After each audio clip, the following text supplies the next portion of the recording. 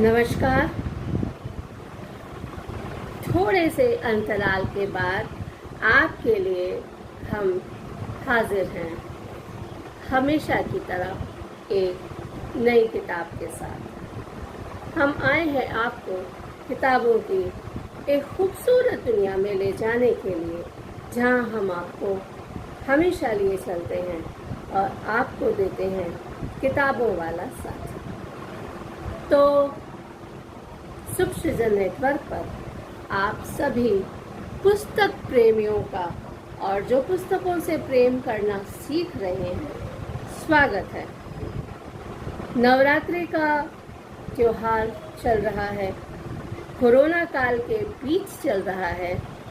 हमारा आग्रह है आपसे कि कोरोना संबंधी सभी सुरक्षा नियमों का पालन करें, अपना ध्यान रखें और मन में किसी प्रकार की शंका या अवसाद न पालें।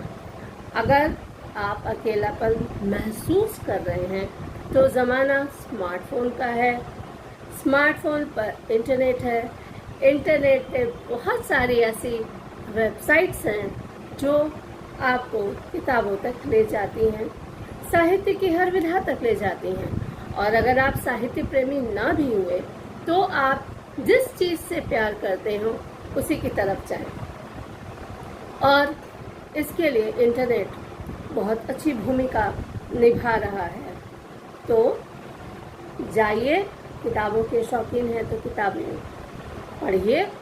आप किताबें अब तो सुन भी सकते हैं, देख भी सकते हैं और यूट्यूब पर उनकी जानकारी प्राप्त कर सकते हैं। और किताब पढ़कर अगर आप कुछ करना चाहते हैं या कहना चाहते हैं तो हम हैं ना, हमें भेज दीजिए अपना वीडियो। बहरहाल शुरुआत करते हैं। और आज की किताब, जो कि एक ऐसे चरित्र पर आधारित है जिसके बारे में बात तो की जाती है, मगर बारी जब सम्मान देने की होती है तो थोड़ी कंजूसी हो जाती है। महाभारत को लेकर हमने युगंधर की चर्चा आपसे की थी। महाभारत मुझे इस तरह से प्रिय है क्योंकि इसके पात्र आपको हर जगह मिल जाते हैं, अपने आसपास। किसी भी व्यक्ति को देखकर आप कह सकते हैं ये तो एकदम बिल्कुल वैसा है। लेकिन महिमा मंडल के आसपास जो भी स्त्री चरित्र हैं, उनको लेकर जिस मजबूती से और जिस ईमानदारी से बात होनी चाहिए वो बात कम होती है। तो आज हम जिस किताब को लेकर आपके सामने आए हैं वो ऐसा चरित्र है जो कि महाभारत का केंद्र बिंदु है। द्रौपदी महाभारत का ऐसा केंद्रीय चरित्र जिसके बिना धर्म युद्ध की परिकल्पना तो हो ही नहीं सकती थी, जिसने कृष्ण के संकल्प को फलीभूत किया, खुद यातना सही, खुद कष्ट सहे, सारा जीवन उसका ऐसे ही गुजरा और एक विश्वास ही था जिसके बल पर वो सब कुछ करती चली गई। लेकिन जब बात महाभारत की होती है तो कृष्ण को तो पूजा जाता है, सम्मान मिलता है, द्रौपदी को सम्मान तो मिलता है मगर पूजा नहीं जाता। द्रौपदी के मंदिर इस देश में नहीं हैं। क्यों नहीं है? क्योंकि वो बहुत मुखर थी। सही मायने में महिला सशक्तिकरण की पुरोधा महाभारत का यह चरित्र है, जिसके अवशेष आज भी उत्तर प्रदेश में हैं, हस्तिनापुर में है। और कहा जाता है कि ये उनका श्राप ही था कि आज तक हस्तिनापुर बस नहीं पाया। लेकिन हम जब अपने ऐतिहासिक स्थलों को बचाने की बात करते हैं, उस पर धर्म का आवरण चढ़ाते हैं, तो इसमें कहीं ना कहीं जो हमारे जो स्त्री चरित्र हैं उनके प्रति एक अजीब सी उपेक्षा है। यही उपेक्षा द्रौपदी के प्रति भी है, क्योंकि द्रौपदी कुंड भी है, द्रौपदी मंदिर भी है, लेकिन जिस तरह का शोर हम अयोध्या के राम मंदिर को लेकर सुनते हैं, वैसा शोर हम किसी भी स्त्री चरित्र के अवशेष जो बच गए हैं, उनकी जो निशानियां हैं, उनको लेकर नहीं सुनते कि कभी किसी कुंती या सीता या द्रौपदी या ऐसे ही किसी महिला के बारे में जिनकी निशानियों को सहेजा गया है। तो द्रौपदी को कहाँ से लोग सहेजेंगे, लेकिन द्रौपदी तो द्रौपदी है। तो आज की किताब द्रौपदी, प्रतिभा राय। ये किताब 51,000 रुपये के मूर्ति देवी पुरस्कार से सम्मानित है।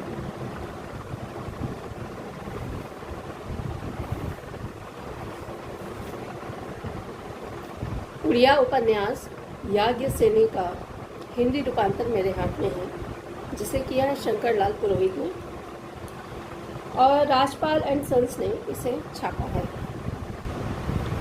किताब को शुरू करती हूँ और हम आगे बढ़ते हैं। शुरुआत में श्रीमद् भगवद गीता का एक श्लोक है, उसका हिंदी रूपांतर है। केवल कर्म, केवल ज्ञान, केवल भक्ति का कोई मूल्य नहीं है।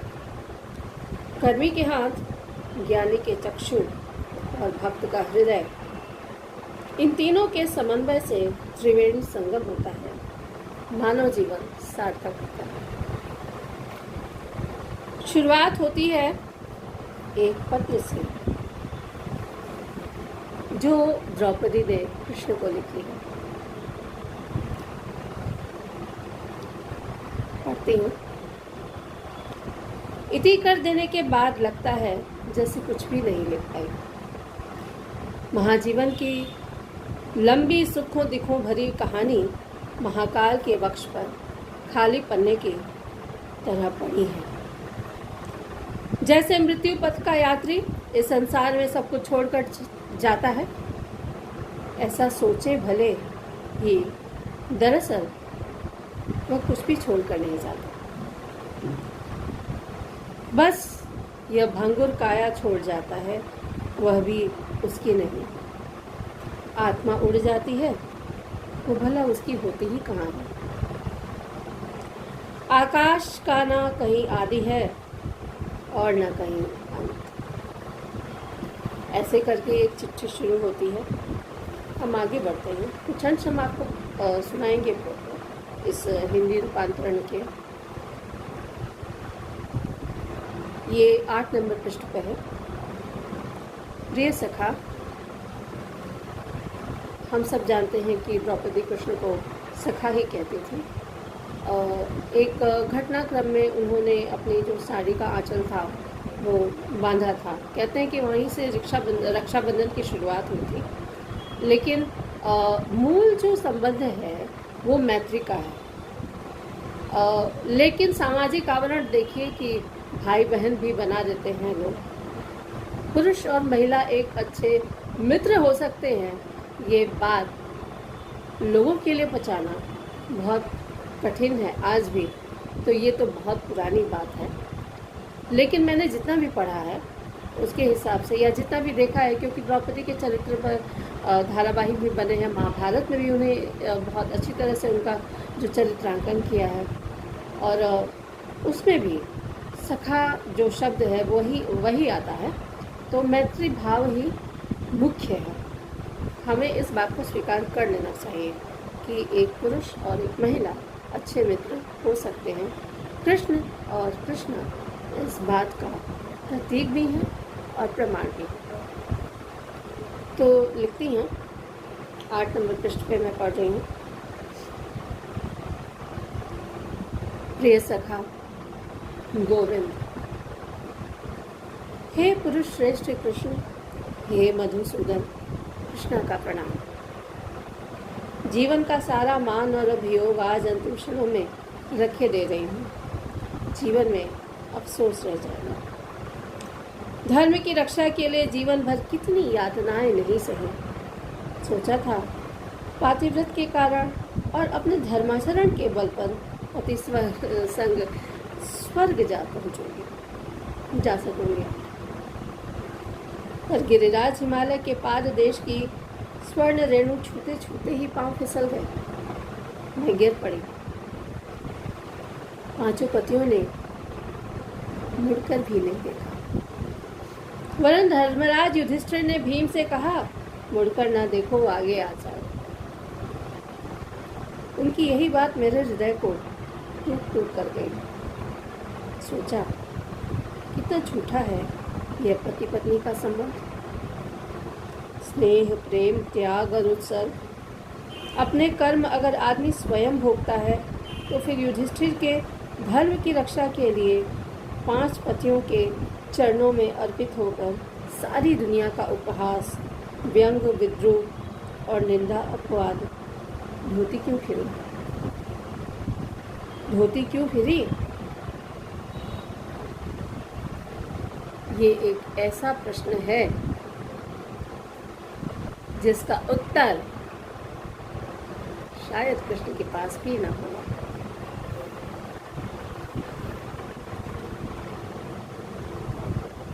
जब आप ये किताब पढ़ते हैं, जब आप ये उपन्यास पढ़ते हैं, तो ये जो मैत्री संबंध है, उनकी जो गहनता है, उनकी जो तरलता है, वो आपको बांधती है और लेखिका इसमें सफल रही है।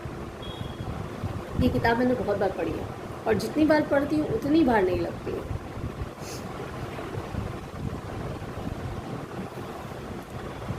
आपको पता चलेगा कि द्रौपदी के चरित्र को लेकर जिस संवेदनशीलता से उनके मन को समझना, एक स्त्री के मन को समझना एक स्त्री ही कर सकती है, और प्रतिभा राय द्रौपदी को समझती हैं। कहीं ना कहीं हम स्त्रियां द्रौपदी में खुद को देखती हैं, क्योंकि द्रौपदी के संघर्ष आज भी प्रासंगिक है जितने कल भी थे। सब जानते हैं कृष्ण से उनका कैसा लगाव था।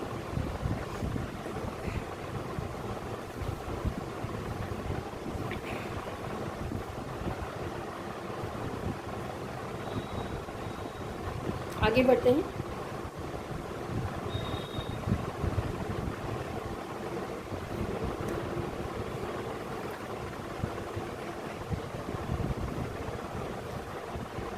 और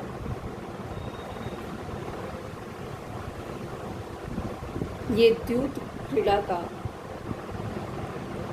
प्रसंग जो हृदय को छलनी कर देता है,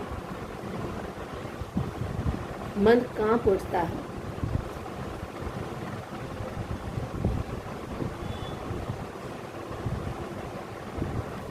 बहुत तकलीफ होती है जब मैं इस प्रसंग पर आती हूँ। पृष्ठ 66 पर आते हैं। ये प्रकरण है जब द्रौपदी का विवाह होता है और फिर वो प्रसंग आता है जहाँ पर उन्हें 5 पतियों को चुनने का एक दुविधा भरी स्थिति उनके सामने आ जाती है। उस समय का ये प्रसंग है और ये बड़ी सोचने वाली बात है कि किस तरह से वो अपनी बात को रख रहे हैं। जब मैं देखती हूँ या सुनती हूँ कि हर राजा के अंतःपुर में अनेक रानियां उजागर राजा की प्रतीक्षा करती रहती हैं, जबकि राजा को कभी शौक हुआ तो किसी रानी के अंतःपुर में वंशी स्वर सुनते हैं या नहीं सुनते, तब मैं सोचती हूँ इसके विपरीत होता तो कैसा रहता। एक रानी होती, 1000 होते राजा। रात रात प्रतीक्षा में बिताते राजागण। रानी जिसे अधिक प्रेम करती उसे पट्टम महाराज बनाती। मेरी बात सुनकर सखियां हंसती। तो रानी जी, आप ये बातें मन ही में रखना, मुंह खोल किसी से ना कहना, लोक निंदा होगी। सब कहेंगे दहेज से ना सही मन से राजकुमारी असती में, एक नारी अनेक पुरुषों को ग्रहण करे। कैसी अनहोनी बात सोच रहे हैं, मैं खींच उठती। सती नारी असती नारी, इसी तरह सत्पुरुष और असत्पुरुष शास्त्रों में क्यों नहीं है? तो इस किताब को पढ़िए और अच्छा लगेगा आपको। एक अजीब सी ऊर्जा आपको मिलेगी, साथ ही बहुत सारे भ्रम और बहुत सारे जो उलझन है जिसे लेकर बना दिया गया है, द्रौपदी के चरित्र के इर्द गिर्द जो खड़े किए गए हैं, उन सब का निराकरण होगा। जरूर पढ़िएगा, द्रौपदी को समझने के लिए पढ़िएगा और खुद को मजबूत करने के लिए भी पढ़िएगा। और आपके पास अगर कोई ऐसी किताब है जो लगता है कि आपको कि जिसमें बात होनी चाहिए, तो हमें भेजिए, वीडियो समीक्षा भेजिए। हम तो चाहते ही हैं कि किताबों की दुनिया और बड़ी हो और बड़ी हो और बड़ी हो। तो मिलते हैं जल्दी ही एक नई किताब के साथ, तब तक हमें दीजिए इजाज़त। नमस्कार।